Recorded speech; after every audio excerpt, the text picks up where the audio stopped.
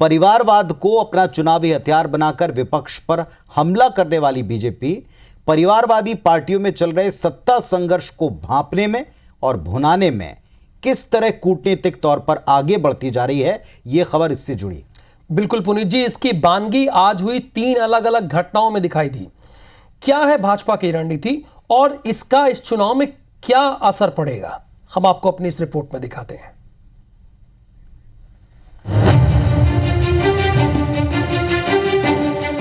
मंगलवार को हुई इन तीनों सियासी घटनाओं में एक खास कनेक्शन है। दरअसल तीनों घटनाएं सियासी परिवार में छिड़ी कलह से जुड़ी। पहली तस्वीर केंद्रीय मंत्री और लोक जनशक्ति पार्टी नेता पशुपति पारस से जुड़ी, जिन्होंने एनडीए में कोई सीट न मिलने और लोजपा के चिराग गुट को 5 सीटें देने से नाराज होकर केंद्रीय मंत्री पद से इस्तीफा दे दिया।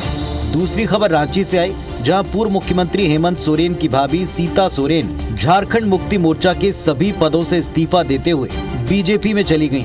तीसरी तस्वीर दिल्ली की, जब महाराष्ट्र नव निर्माण सेना प्रमुख राज ठाकरे केंद्रीय गृह मंत्री अमित शाह से मुलाकात के लिए पहुंचे। राज ठाकरे के भी एनडीए में शामिल होने की अटकलें हैं। मैं माननीय प्रधानमंत्री जी का शुक्रगुजार हूं और मैं आज भी वो देश के नेता हैं, बड़े नेता हैं, लेकिन हमारी पार्टी के साथ और व्यक्तिगत रूप से हमारे साथ नाइंसाफी हुई। इसलिए मैं भारत सरकार के कैबिनेट मंत्री से मैं त्याग कर देता हूँ। मैंने 14 साल तक पार्टी की सेवा की। 14 साल में जो मुझे मिलना चाहिए था सम्मान, वो सम्मान आज तक नहीं मिला, जिसके कारण ये बहुत बड़ा फैसला मुझे लेना पड़ा।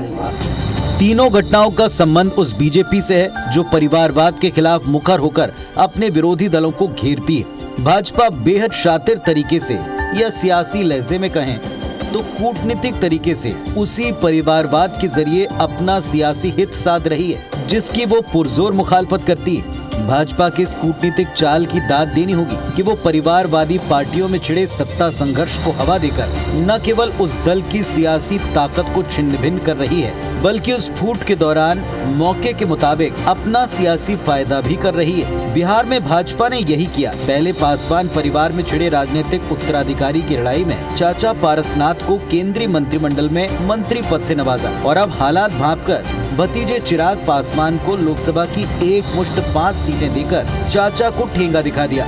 बदली परिस्थितियों में अब चाचा पारसनाथ के सामने इंडिया अलायंस में जाने के अलावा और कोई दूसरा विकल्प नहीं दिखता। वहीं भाजपा झारखंड में सोरेन परिवार में छिड़े सत्ता संघर्ष को बनाने में भी कामयाब रही। अब ये तो स्पष्ट हो चुका है कि हमने लगातार कहा कि झारखंड मुक्ति मोर्चा के विधायक या कांग्रेस के भी विधायक अपने ही सरकार से लोग दुखी हैं, नाराज चल रहे हैं। अभी पार्टी एक संकट के दौर से गुजर रही है, तो ऐसे में मुझे लगता है थोड़ा धैर्य सबको रखना चाहिए था। और इस तरह से क्यों हुआ? जी की धर्मपत्नी, जिन्होंने झारखंड में न जाने कितने संघर्ष किया और उनके संघर्ष का उनका बहुत योगदान है इस पार्टी में, उन्हें इस तरह का निर्णय नहीं लेना चाहिए था।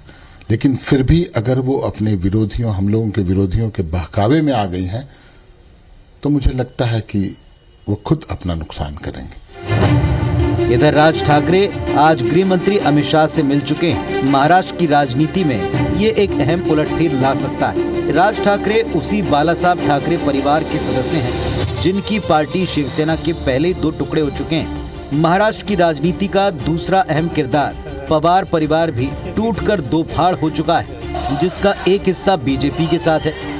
देखिए, एक बात तो बहुत स्पष्ट हो गई है। कहाँ एक तरफ भारतीय जनता पार्टी नारे लगा रही थी 400 पार करेंगे, पर अभी यहाँ पे 200 पार करने में भी उनको पास कॉन्फिडेंस नहीं है। और खास करके महाराष्ट्र को लेकर जनता के लिए कोई काम नहीं कर रहे हैं, तो उनको लगा कि चलिए अब एक ठाकरे परिवार के पार्टी को ले लेते हैं, ठाकरे सरनेम भी ले लेते हैं और कोशिश करते हैं जनता के बीच में जाएंगे। एनसीपी में भी लोजपा जैसे चाचा भतीजे के बीच सियासी जंग का फायदा उठाकर भाजपा अपने सियासी हित साध चुकी है। दोनों परिवार के भतीजे आज एनडीए के साथ हैं। कुछ ऐसा ही मौका भाजपा उत्तर प्रदेश में चाचा शिवपाल और भतीजे अखिलेश के बीच के मनमुटाव में भी तलाशती रही। इसी यादव परिवार की सदस्य अपर्णा यादव को भाजपा पहले ही अपने पाले में ला चुकी है। Election desk, IBC 24।